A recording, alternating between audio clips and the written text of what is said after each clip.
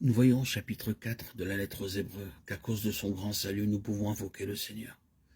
Approchons-nous donc avec assurance du trône de la grâce, afin d'obtenir miséricorde et de trouver grâce pour être secourus dans nos besoins. Hébreux 4,16. Nous considérons qu'en nous sauvant, Dieu a un dessein élevé et vaste, à savoir de faire de nous des princes et des rois de la nouvelle création à venir. Tous ceux qui ont été rachetés par le sang précieux du Seigneur Jésus-Christ ont ce privilège. Et il chantait un cantique nouveau en disant « Tu es digne de prendre le livre et d'en ouvrir les sceaux, car tu as été immolé et tu as racheté pour Dieu par ton sang des hommes de toute tribu, de toute langue, de tout peuple et de toute nation. Tu as fait d'eux un royaume et des sacrificateurs pour notre Dieu, et ils régneront sur la terre. » Apocalypse 5, 9, 10. C'est dans ce but que le Seigneur dispense sa grâce pour tous nos besoins, nos insuffisances et nos faiblesses. Nous pouvons la recevoir en nous présentant devant son trône de grâce. Quelles que soient nos épreuves, nos tentations, nos afflictions et nos peines, sa grâce nous suffit. Notre besoin peut être semblable à une haute montagne, et cependant le Seigneur Jésus-Christ lui-même nous invite à nous approcher avec hardiesse devant son trône de grâce par la foi. C'est pourquoi nous devons toujours apprendre davantage au sujet de la grâce de Dieu et comment nous pouvons nous en emparer et en jouir. En premier lieu, nous ne pouvons commencer la vie chrétienne qu'avec le concours de sa grâce, et non pas par quelques qualifications humaines. Dieu exige une justice éternelle. Il n'y a aucune comparaison possible entre la justice de Dieu et la nôtre. Aucun d'entre nous ne dispose de la moindre qualification pour recevoir ce grand salut. Ce n'est que par la grâce de Dieu et par notre foi dans l'efficacité du sang précieux du Seigneur Jésus-Christ que nous pouvons entrer en possession de ce salut et témoigner de la gloire et de la grâce de Dieu. Nous qui étions morts par nos enfances, nous a rendus à la vie avec Christ. C'est par sa grâce que vous êtes sauvés.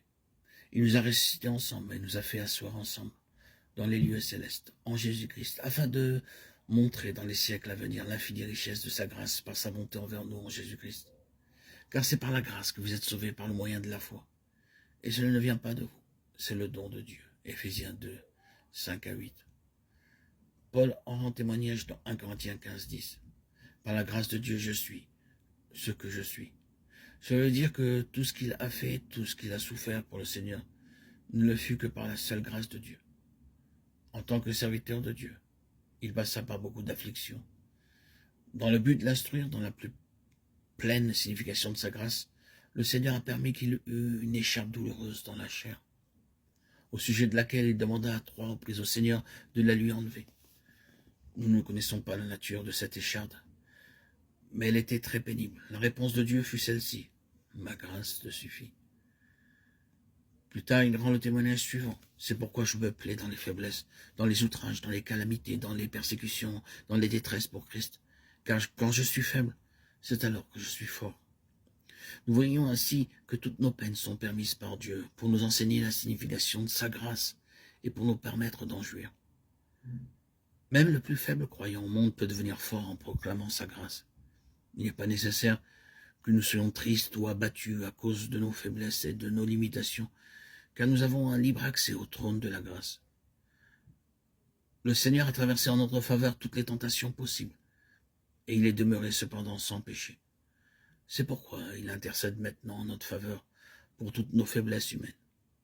Quand je vois que les forces diminuent et que la tentation devient trop forte, lorsque ma foi baisse de plus en plus et que le doute remplit mon cœur, je dis: Seigneur Jésus-Christ, tu es mon souverain sacrificateur. Veuille donc intercéder en ma faveur et relève-moi.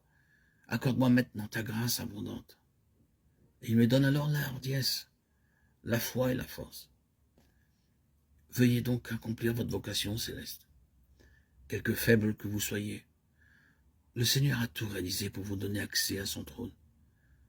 Si vous avez quelques doutes, revendiquez le ministère d'intercession du souverain sacrificateur, le Seigneur Jésus-Christ. Croyez qu'il s'est trouvé en présence des mêmes tentations que vous. Il connaît votre situation et sa grâce vous suffit amplement. Que le Seigneur vous enseigne à proclamer sa grâce pour votre vocation céleste.